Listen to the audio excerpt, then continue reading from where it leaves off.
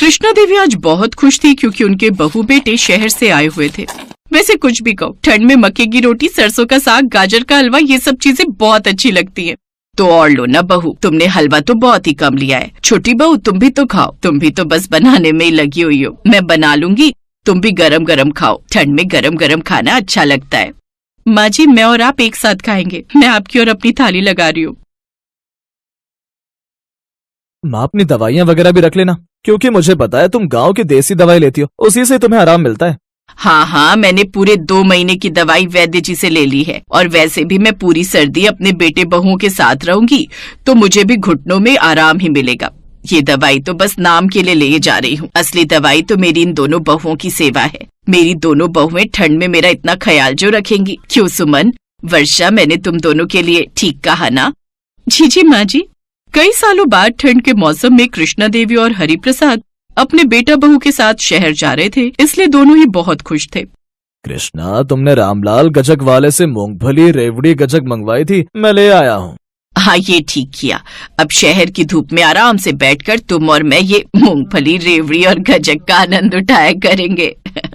हाँ, ये तो तुमने बात बिल्कुल सही कही। गांव की ठंड तो हम हर बार देखते हैं, इस बार शहर की ठंड का लुत्फ उठाएंगे। कृष्णा देवी और हरिप्रसाद अपने बेटे बहू के साथ शहर पहुंचते हैं, पर जैसे रेलवे स्टेशन से घर के लिए ऑटो करने लगते हैं, तभी बड़ी बहू बोलती है, वर्षा, एक काम करते हैं, माँ बाबूजी को कुछ समय के लिए हम अपने साथ ले जाते हैं, फिर कुछ समय हमारे पास रहकर वो तुम्हारे घर आ जाएंगे। वो माँ जी, मैं इसलिए कह रही हूँ क्योंकि मेरा घर और वर्षा का घर दूरी पर है, फिर रोज रोज आपका आना जाना मुश्किल है।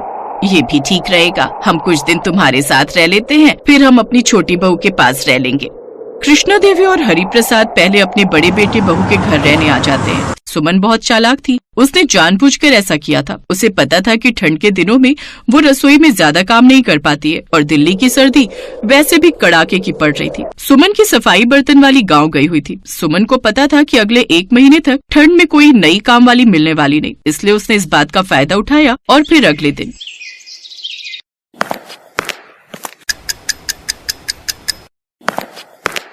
कृष्णा, सुबह सुबह इतनी ठंड में तू रसोई में क्या कर रही है? कुछ नहीं, बर्तन धोकर रसोई साफ कर रही थी। सुमन बता रही थी उसकी कामवाली 1 महीने के लिए गांव गई है। बेचारी सुमन सुबह सुबह उठकर ठंड में रसोई में काम करेगी, वो भी तो नहीं सही ना। सोचा मैं ही थोड़ा काम कर लूं, बहू के काम में हाथ बटा लूंगी। मैंने गैस पर आलू उबालने रख दिए हैं। सोच रही हूँ बच्चों को आज आलू की कचौड़ी बनाकर खिलाऊंगी। आज वैसे भी रमेश की ऑफिस की छुट्टी है। वो सब तो ठीक है, पर अपने घुटनों का भी ध्यान रखना। पता चला कि फिर से तेरे घुटनों में दर्द शुरू हो गया। सुबह सुबह पानी का काम कर रही है, बाहर देख कितनी ठंड है। तभी सुमन रसोई में आ जाती है। माँ जी, अरे आपने तो सारा रसोई का काम कर लिया। मैं तो सोच रही थी ठंड में उठूंगी और रसोई में ठंडे पानी में बर्तन करके फिर अपने लिए चाय बनाऊंगी। आपने तो बहुत बढ़िया कर दिया। आपके आ जाने से मुझे कितना सुख हो गया है माँ जी। अब एक काम करो, मेरे लिए 1 कप अदरक वाली गरम गरम चाय और बना दो। माँ जी, आपने जैसा गाजर का हलवा गांव में खिलाया था ना, आप बिल्कुल वैसा ही बना देना। बाबूजी, आप ना बाजार जाकर गाजर खरीद लाना, माँ जी हलवा बना लेंगी। माँ, तुम्हारे हाथ के आटे की पिन्नी बड़ी स्वाद लगती है, वो भी बना लेना। हाँ, क्यों नहीं, जरूर बना दूंगी। सर्दियों का जो भी सामान है, आटे की पिन्नियाँ, हलवा, गोंद के लड्डू, मैं ठंड में तुम्हारे लिए सब कुछ बना कर रख दूंगी, क्योंकि फिर छोटी बहू के घर भी तो रहने जाना है। क्या करोगे माँ जी? अभी कुछ दिन और यहाँ रहो मेरे पास, वहाँ तो एंड में जाना, जब आप गाँव जाने लगोगे। इतनी ठंड में वहाँ क्या ही करोगे? उनके घर में तो धूप भी नहीं आती है, यहाँ तो आपको आंगन में भी धूप मिलती रहती है। कृष्णा देवी बेचारी भोली भाली थी।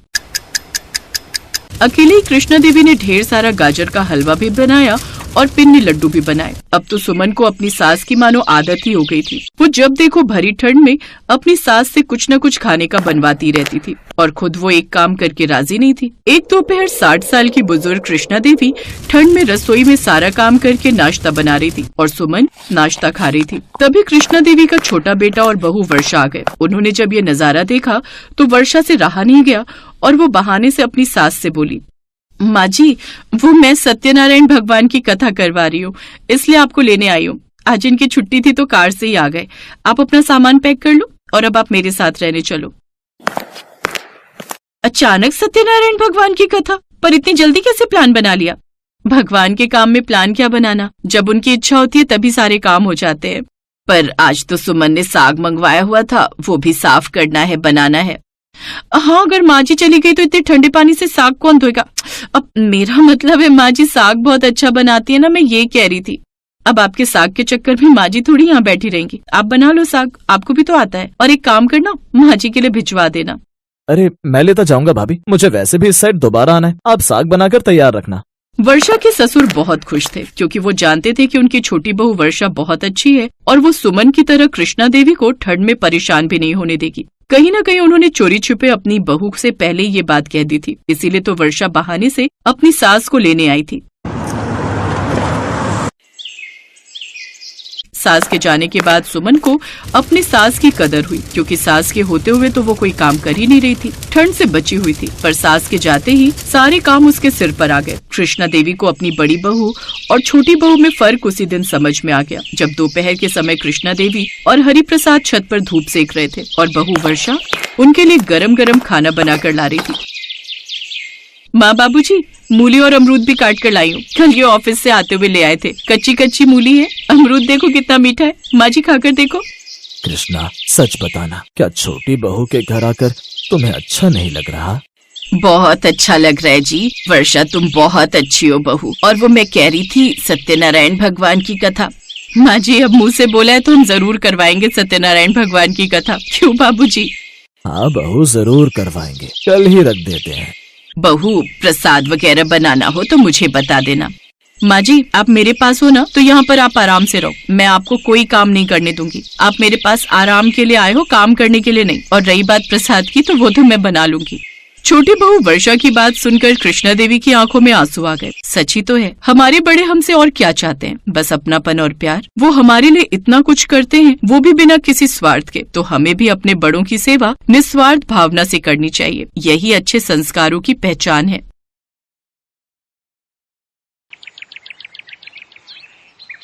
दीपा ने सबके लिए हलवा बनाया और पूरी कढ़ाई उठाकर ड्राइंग रूम में ले आई। उसके सास ससुर को थोड़ा अजीब तो लगा, पर उस समय उन्होंने सोचा कि शायद नई नई बहू है तो घबराहट में उसने ऐसा किया होगा। अरे दीपा भाभी, आप तो हलवे की पूरी कढ़ाई उठाकर ले आए। कोई बात नहीं मेघा, चलो तुम भी हलवा परोसने में भाभी की मदद करो। कोई नहीं जानता था कि रसोई के बर्तन इधर उधर रखना और सारा खाना रसोई से लेकर घर में भी फैला देना, ये दीपा और उसके पूरे परिवार की आदत थी। ये तो जब दीपा ससुराल में रहने लगी तब सबको उसकी इस आदत का पता चला। दीपा, तुम रसोई के सारे बर्तन खाना बनाने के बाद बाहर क्यों ले आती हो? आज तुमने दाल चावल बनाए तो पूरा कुकर और कढ़ाई बाहर आंगन में रख दी, ऐसे थोड़ी होता है। तो इसमें क्या बुराई है? बार बार रसोई में जाने से अच्छा है एक ही बार में सारे बर्तन बाहर रख दो। हम तो अपने घर में ऐसे ही करते हैं। अब मैं ये थोड़ी है बार बार मैं रसोई में उठकर जाऊंगी कुछ चाहिए हो तो।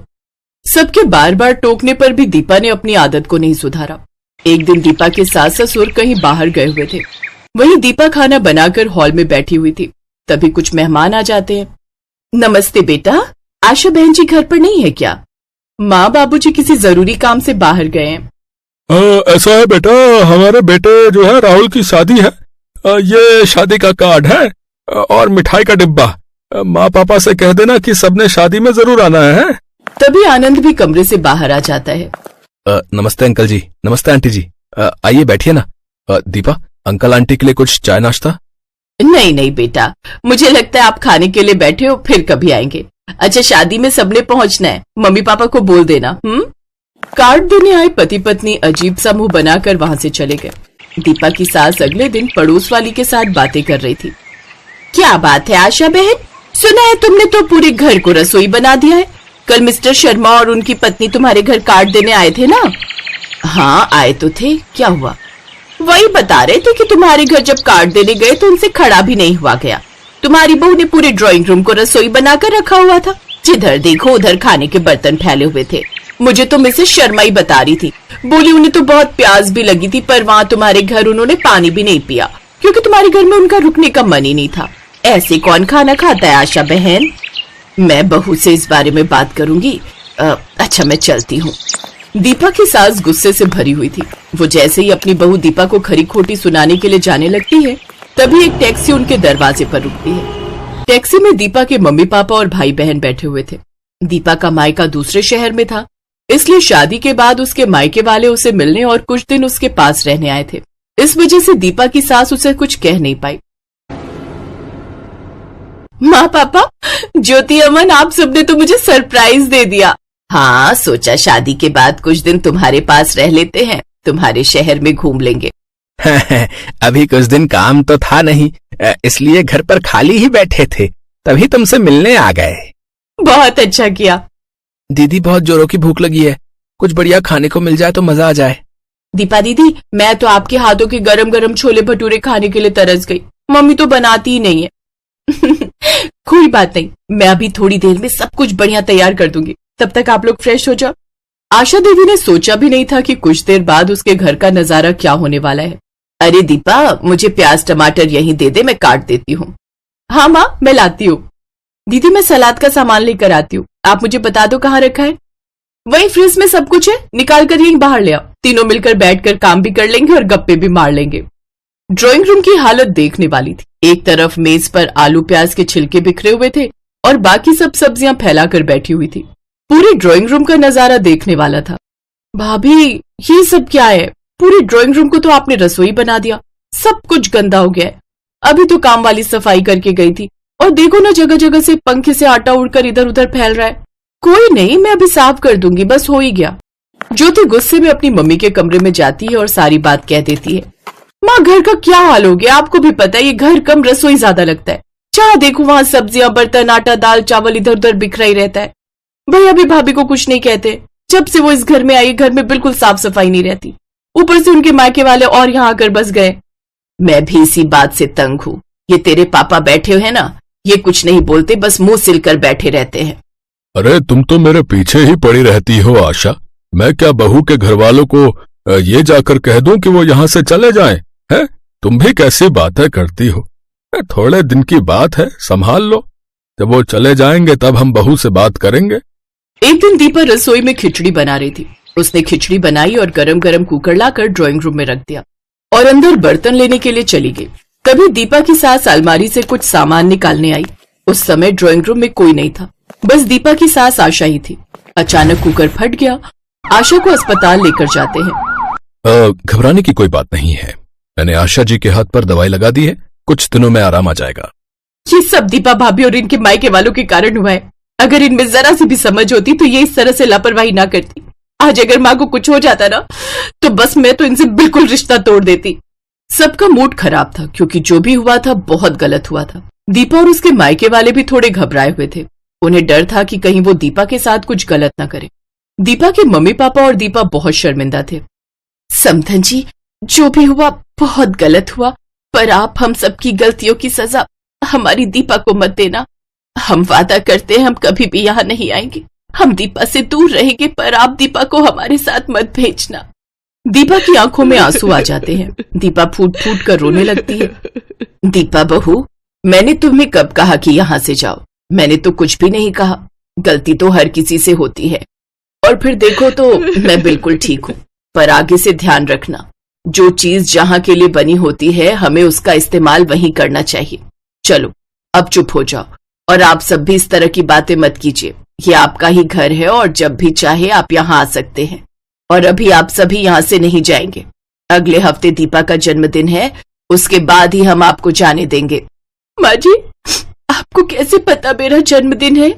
आनंद ने बताया था। वो चाहता था कि तुम्हारे पहले जन्मदिन पर सरप्राइज रखे। आई एम सॉरी भाभी, मैंने भी बहुत ज्यादा बोल दिया। अब दीपा ने रसोई का खाना घर में फैलाने की आदत छोड़ दी। अब वो जो कुछ भी बनाती रसोई से ही थाली में परोस कर लाती, जिससे उसकी लाइफ में सब कुछ ठीक हो गया।